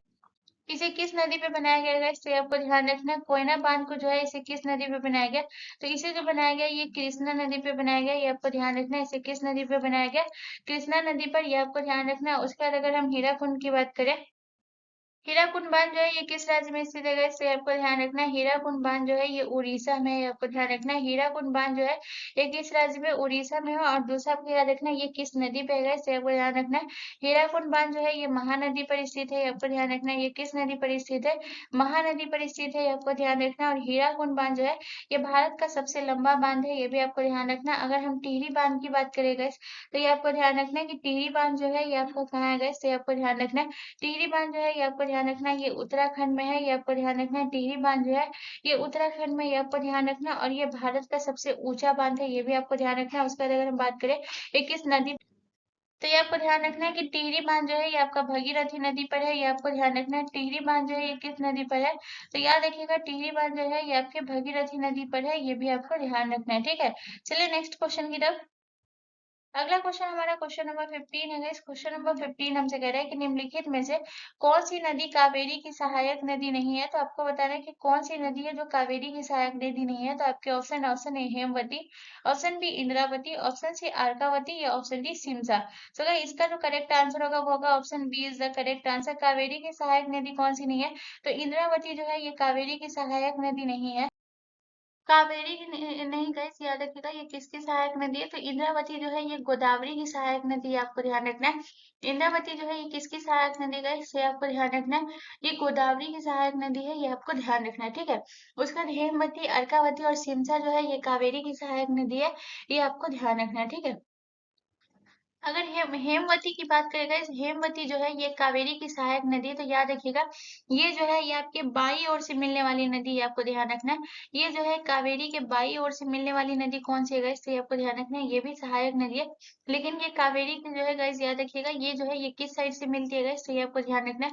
ये कावेरी की गाइस, याद रखिएगा ये किस साइड से मिलती है, तो ये जो है ये बाई ओर से मिलने वाली नदी है, ये आपको ध्यान रखना है। ये किस ओर से मिलती है गाइस, तो ये आपको ध्यान रखना है। हेमवती जो है ये आपको ध्यान रखना है, ये बाईं ओर से मिलने वाली कौन सी नदी है गाइस, तो ये आपको ध्यान रखना है। ये बाईं ओर से मिलने वाली नदी है, हेमवती जो है ये बाईं ओर से मिलने वाली नदी है, ये आपको ध्यान रखना है, ठीक है। बाईं ओर से मिलने वाली नदी है, ये आपको ध्यान रखना है। उसके बाद अगर हम बात करें गाइस, ये जो है अर्कावती, अर्कावती जो है ये किस साइड से मिलने वाली नदी है गाइस, तो ये आपको ध्यान रखना है। अर्कावती जो है गाइस, याद रखिएगा ये भी आपका कौन से साइड से, तो ये भी आपका बाईं ओर से मिलने वाली नदी है, ये आपको ध्यान रखना है, ठीक है। उसके बाद जो है गाइस सिमसा की अगर बात करें, सिमसा जो है ये किस साइड से मिलने वाली है गाइस, तो याद रखिएगा सिमसा जो है ये भी आपके बाई ओर से मिलने वाली नदी है, ये आपको ध्यान रखना है। सिमसा जो है ये किस ओर से मिलने वाली है, बाई ओर से। अब बात करते हैं गाइस दाई ओर से मिलने वाली नदी कौन कौन सी है, जो कावेरी के दाई ओर से मिलती है गाइस, ये आपको ध्यान रखना है। तो ये भी पॉइंट जो लिखा रही हो दो तीन, जो कि याद रखिएगा, जो कि ये जो है कावेरी के दाई ओर से मिलती है, ठीक है। दाई ओर से मिलने वाली जो नदी है वो कौन सी है गाइस, तो ये आपको ध्यान रखना है। दाई ओर से जो मिलने वाली नदी है गाइस, तो याद रखिएगा अमरावती, अमरावती जो है ये कावेरी के किस साइड से मिलती है गाइस, ये आपको ध्यान रखना है। अमरावती जो है ये कावेरी के दाईं ओर से मिलती है। अमरावती जो है ये कावेरी के किस साइड से मिलती है, तो याद रखिएगा अमरावती जो है ये कावेरी के दाएं साइड से मिलती है। उसके बाद आपको याद रखना है गाइस आपका भवानी, भवानी जो है ये किस साइड से मिलती है गाइस, तो ये आपको ध्यान रखना है। भवानी जो है ये दाईं ओर से मिलती है। तो याद रखिएगा भवानी जो है ये किस साइड से मिलती है गाइस, तो ये आपको ध्यान रखना है। भवानी जो है ये जो है दाई साइड से मिलने वाली नदी है, उसके बाद बात करते हैं भवानी के बाद गाइस याद रखिएगा तीर्था। तीर्था जो है ये किस साइड से मिलने वाली नदी है गाइस, तो ये आपको ध्यान रखना है। तीर्था जो गाइस याद रखिएगा ये किस साइड से मिलने वाली नदी है, तो याद रखिएगा ये भी दाईं ओर से मिलने वाली नदी है, ये आपको ध्यान रखना है। तो दाईं ओर से मिलने वाली कौन कौन सी नदी, तो अमरावती, भवानी और तीर्था जो है दाईं ओर से मिलने वाली है। हेमवती, अर्कावती और सिमसा ये सब बाईं ओर से मिलने वाली नदी है। चलिए नेक्स्ट क्वेश्चन की तरफ। अगला क्वेश्चन हमारा क्वेश्चन नंबर 16 है गाइस। क्वेश्चन नंबर 16 हमसे कह रहा है कि विटामिन के का रासायनिक नाम क्या है। तो गाइस आपको बताना है कि विटामिन के का जो है ये रासायनिक नाम आपसे पूछ रहा है कि विटामिन के का जो है रासायनिक नाम क्या है गाइस, ये आपको बताना है। तो आपके ऑप्शन है, option A phylloquinone, option B quinone, option C उपयोग दोनों या ऑप्शन डी इनमें से कोई नहीं।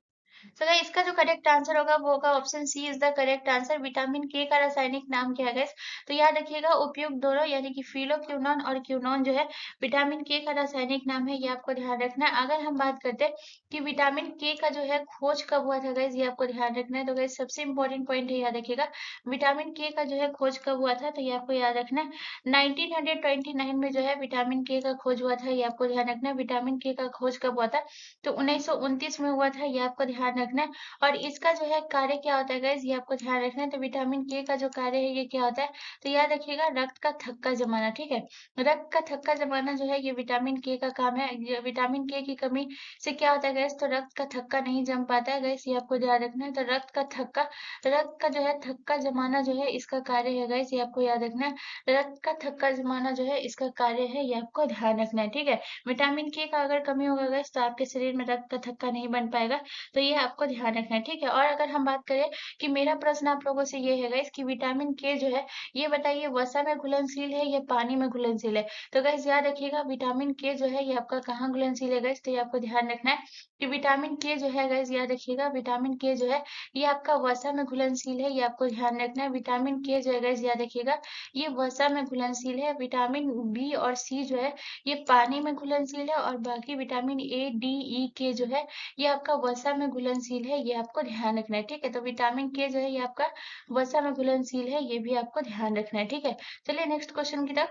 अगला क्वेश्चन हमारा क्वेश्चन नंबर 17 है गाइस। क्वेश्चन नंबर 17 कह रहा है कि सिमलीपाल राष्ट्रीय उद्यान निम्न में से किस राज्य में स्थित है। तो आपको बताना है सिमलीपाल राष्ट्रीय उद्यान किस राज्य में स्थित है। तो आपके ऑप्शन है, ऑप्शन ए ओडिशा में, ऑप्शन बी बिहार में, ऑप्शन सी उत्तर प्रदेश में या ऑप्शन डी आंध्र प्रदेश में। तो गाइस इसका जो करेक्ट आंसर होगा वो होगा option A is the correct answer. Odisha में गाइस याद रखिएगा आपका सिमलीपाल राष्ट्रीय उद्यान है, ये आपको ध्यान रखना है। और याद रखिएगा गाइस सबसे इंपॉर्टेंट है कि सिमलीपाल राष्ट्रीय उद्यान जो है ये आपको ध्यान रखना है ये उड़ीसा के किस जिले में गाइस, तो ये आपको ध्यान रखना है। ये उड़ीसा के मयूरभंज जिले में स्थित है, ये आपको ध्यान रखना है। ये उड़ीसा के किस जिले में है, तो याद रखिएगा मयूरभंज जिले में है, ये आपको ध्यान रखना है, ठीक है। ये उड़ीसा के किस जिले में गए, तो याद रखिएगा मयूरभंज जिले में, ये भी आपको ध्यान रखना है, ठीक है। उसके बाद हम बात करते हैं गाइस जो आपका जो है उड़ीसा में और कौन सा राष्ट्रीय उद्यान है गाइस, तो ये आपको ध्यान रखना है। उड़ीसा में जो है ये आपका जो है ये आपका हो गया सिमलीपाल हो गया। उसके बाद आपको याद रखना है सतकोसिया। सतकोसिया राष्ट्रीय उद्यान जो ये कहाँ है गाइस, तो ये आपको ध्यान रखना है। सतकोसिया जो है गाइस एक याद रखिएगा सतकोसिया। सतकोसिया जो है ये कहाँ है गाइस, तो ये आपको याद रखना है उड़ीसा में है, ये आपको ध्यान रखना है। बिहार की अगर बात करें गाइस तो आपका वाल्मीकि राष्ट्रीय उद्यान। वाल्मीकि राष्ट्रीय उद्यान जो है ये कहाँ है गाइस, तो ये आपको ध्यान रखना है। वाल्मीकि राष्ट्रीय उद्यान जो है ये कहाँ है गाइस, तो ये आपको ध्यान रखना है। वाल्मीकि राष्ट्रीय उद्यान जो है ये आपका कहाँ है गाइस, तो ये आपको ध्यान रखना है। वाल्मीकि राष्ट्रीय उद्यान जो है ये आपका बिहार में है, ये आपको ध्यान रखना है। वाल्मीकि राष्ट्रीय उद्यान कहाँ है गाइस, तो याद रखिएगा बिहार में है। उत्तर प्रदेश की अगर बात करें गाइस तो उत्तर प्रदेश का भी बहुत इंपॉर्टेंट है, याद रखिएगा। तो ये उत्तर प्रदेश में आपका कौन सा है गाइस, तो ये आपको ध्यान रखना है। उत्तर प्रदेश में आपका पीलीभीत राष्ट्रीय उद्यान जो है ये कहाँ है गाइस, तो ये आपको ध्यान रखना है। पीलीभीत जो है याद रखिएगा, पीलीभीत जो है गाइस याद रखिएगा ये कहाँ है, तो पीलीभीत जो है गाइस याद रखिएगा ये उत्तर प्रदेश में, ठीक है। उसका सिमलीपाल से आप एक पॉइंट और याद रखिएगा जो कि बहुत ज्यादा इंपॉर्टेंट है, तो याद रखना है आपको सिमलीपाल से दूसरा क्या याद रखना है गाइस। सिमलीपाल जो है याद रखिएगा कि इसे जो है इसकी जो है औसत ऊंचाई कितनी है गाइस, तो याद रखिएगा इसकी जो ऊंचाई है 900 मीटर जो है सिमलीपाल की जो है ऊंचाई कितनी है गाइस, तो ये आपको ध्यान रखना है। सिमलीपाल की जो ऊंचाई है वो 900 मीटर जो है इसकी ऊंचाई है, ये भी आपको ध्यान रखना है, ठीक है। उसके बाद आपको याद रखना है आंध्र प्रदेश में। आंध्र प्रदेश में आपका कौन सा राष्ट्रीय उद्यान है गाइस, तो ये आपको ध्यान रखना है। आपका जो है श्री सैलम जो है नागा अर्जुन श्री सैलम जो है ये कहाँ है गाइस, तो ये आपको ध्यान रखना है। नागा अर्जुन जो है गाइस याद रखिएगा ये कहाँ है गाइस, तो ये आपको ध्यान रखना है कि नागा अर्जुन जो है गाइस याद रखिएगा ये कहाँ है। तो नागा अर्जुन श्री सैलम सैलम जो है ये कहाँ है गाइस, तो ये आपको ध्यान रखना है। नागा अर्जुन श्री सैलम जो है ये आपका आंध्र प्रदेश में है, ये आपको ध्यान रखना है। ठीक है, चलिए नेक्स्ट क्वेश्चन की तरफ। अगला क्वेश्चन हमारा क्वेश्चन नंबर 18 है गाइस। क्वेश्चन नंबर 18 हमसे कह रहा है कि निम्नलिखित में से किसे जंगल की ज्वाला के रूप में जाना जाता है। तो आपको बताना है जंगल की ज्वाला के रूप में किसे जाना जाता है। तो आपके ऑप्शन है आर्कियाड को, ऑप्शन बी बांस को, ऑप्शन सी पलाश को, या ऑप्शन डी रोहिदा को। तो गाइज आपको मैं बता देती हूँ कि जो आपका जो करेक्ट आंसर होगा वो होगा ऑप्शन सी जो है करेक्ट आंसर हो जाएगा। जो पलाश है गाइस ये एक वृक्ष है जिसके फूल जो होते हैं गाइस बहुत आकर्षक होते हैं। ठीक है, जिस तरीके से आप पिक्चर में देख सकते हैं ये जो फूल है ये बहुत आकर्षक होते हैं। इसे ही जंगल का जो है ज्वाला भी कहा जाता है, या फिर आप कह सकते हैं जंगल की आग भी इसे कहा जाता है। ठीक है, ये आपको ध्यान रखना है, इसे जंगल का ज्वाला या फिर आपको ध्यान रखना है कि जंगल का इसे जो है याद रखिएगा आग भी इसे कहा जाता है।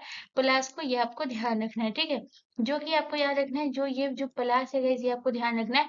ये आपको ध्यान रखना है क्या है, तो ये आपको याद रखना है कि ये उत्तर प्रदेश और झारखंड का राज्य पुष्प है। ये आपको ध्यान रखना है। पलाश जो है गाइस ये आपको ध्यान रखना है।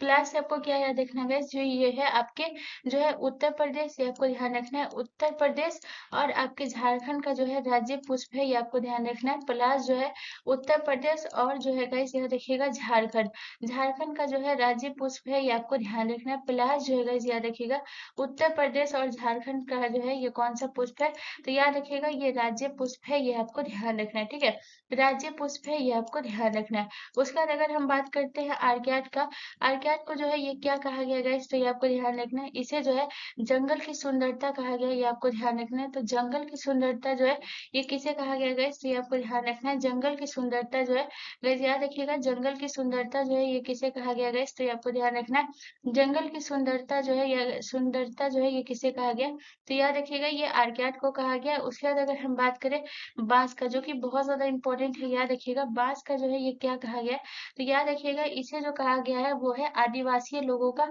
हरा सोना। ठीक है, तो यहाँ पे जो है मैं लिख देती हूँ गाइस, जगह नहीं है तो याद रखिएगा आदिवासियों का जो है आदिवासियों का हरा सोना जो ये किसे कहा गया, तो आदिवासियों का हरा सोना जो गाइस याद रखिएगा आदिवासियों का हरा सोना जो है ये किसे कहा गया गाइस, तो ये आपको ध्यान रखना है। आदिवासियों का हरा सोना जो है ये बांस को कहा गया है, ये भी आपको ध्यान रखना है। ठीक है, आदिवासियों का हरा सोना। चलिए नेक्स्ट क्वेश्चन की तरफ। अगला क्वेश्चन हमारा क्वेश्चन नंबर 19 है गाइस। क्वेश्चन नंबर 19 हमसे कह रहा है कि पूर्वोत्तर भारत की सबसे बड़ी मीठे पानी की झील निम्न में से कौन है। तो आपको बताना है कि पूर्वोत्तर भारत की सबसे बड़ी मीठे पानी की झील कौन सी है। तो आपके ऑप्शन है लोनार झील, ऑप्शन बी पुलिकर झील, ऑप्शन सी वुलर झील, या ऑप्शन डी लोकटक झील। सो गाइस इसका जो करेक्ट आंसर होगा गाइस वो होगा ऑप्शन जो है डी करेक्ट आंसर हो जाएगा।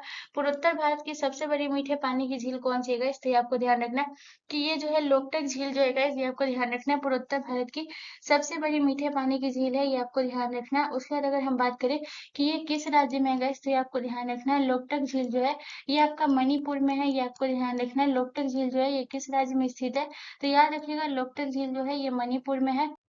उसके बाद बात करते हैं गाइस लोनार झील। लोनार झील जो है ये आपका कहाँ है गाइस, तो ये आपको ध्यान रखना है। लोनार झील जो है ये आपके महाराष्ट्र में, ये आपको ध्यान रखना है। लोनार झील जो है ये कहाँ है गाइस, तो ये आपको ध्यान रखना है महाराष्ट्र में है।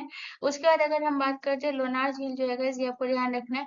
ये जो झील है लोनार झील ये आपका महाराष्ट्र में, इसका जो है उल्का पिंड के निर्माण से हुआ है, ये आपको ध्यान रखना है। लोनार झील जो है इसका अगर हम निर्माण की बात करें, इसका निर्माण जो है ये कैसे हुआ है गाइस, तो ये आपको ध्यान रखना है।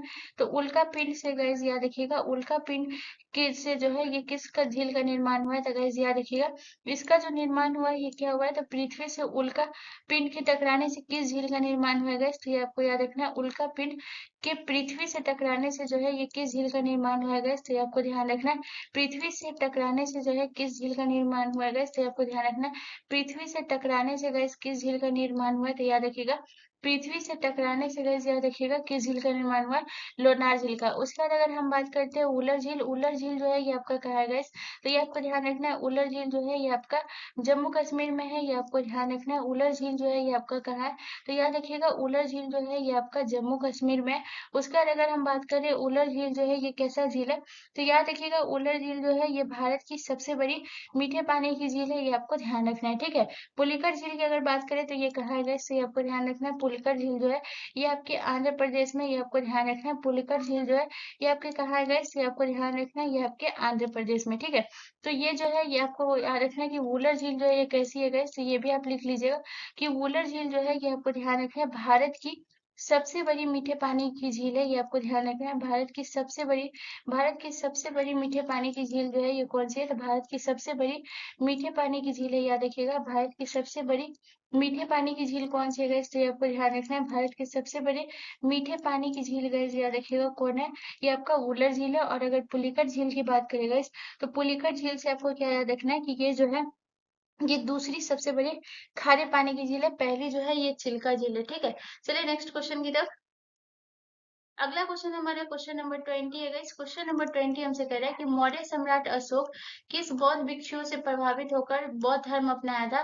तो अशोक जो है वो किस बौद्ध भिक्षुओं से प्रभावित होकर बौद्ध धर्म अपनाया, तो आपके ऑप्शन है Upagupta, option B Vishnugupta, option C Brihadatta या ऑप्शन डी इनमें से कोई नहीं। सो गाइस इसका जो करेक्ट आंसर होगा वो होगा option A is the correct answer. और अशोक जो थे उन्होंने बौद्ध भिक्षुओं से, कौन से बौद्ध भिक्षु थे गाइस, तो याद रखिएगा ये जो है उपगुप्त जो थे गाइस, याद रखिएगा इनसे प्रभावित होकर गाइस याद रखिएगा इन्होंने कौन सा ये अपनाया था, जो आपको याद रखना है ये है बौद्ध धर्म अपनाया था, ठीक है। और याद रखिएगा कि इनको जो है उपगुप्त को जो है और क्या कहा जाता था गाइस, तो ये भी आपको ध्यान रखना है कि उपगुप्त को जो है ये क्या कहा जाता था, इनको याद रखना है। अलछनक जो है याद रखिएगा, अलछनक जो है इन्हें अलछनक भी कहा जाता था, ठीक है। उपगुप्त को जो है क्या कहा जाता था गाइस, तो याद रखिएगा अलछनक, याद रखिएगा इन्हें जो है क्या कहा जाता था, तो अलछनक जो है अलछनक बुद्ध भी जो है इन्हें कहा जाता था उपगुप्त को। तो अगर ऑप्शन में उपगुप्त के अलावा अलछनक जो है याद रखिएगा ये मिले तो ये अब कंफ्यूज नहीं होइएगा, इन्हें जो है अलछनक बुद्ध भी कहा जाता था गाइज, ये भी आपको ध्यान रखना है, जो कि बहुत ज्यादा इंपॉर्टेंट है गाइज, याद रखिएगा कहा जाता था। तो गाइज आपको ध्यान रखना है कि जो आपका जो है ये यहाँ पे जितना भी चीज लिखाई हूँ सबको नोट कर लीजिएगा, हर एक चीज को क्लियर क्यों गाइज, बहुत इंपॉर्टेंट है, जितना भी फैक्ट्स बताई हूँ सब बहुत इंपॉर्टेंट है परीक्षा की दृष्टि से। तो गाइज आप आरआरबी एनटीपीसी का जो आज का जो सेट था हमारा सेट 39, यहाँ से अगर आपको कोई भी कंफ्यूजन है तो आप मुझे कमेंट करके पूछ सकते हैं गाइज, मैं उसको जरूर क्लियर आउट करूंगी। एंड प्लीज गाइज जो चीज आपको नहीं पता थी इस क्वेश्चन में प्लीज उसको नोट जरूर कर लीजिएगा। And please guys please please channel को जरूर सब्सक्राइब कर लीजिएगा एंड बेल आइकन पे जरूर क्लिक कर लीजिएगा। मिलते हैं नेक्स्ट वीडियो में गाइज, धन्यवाद।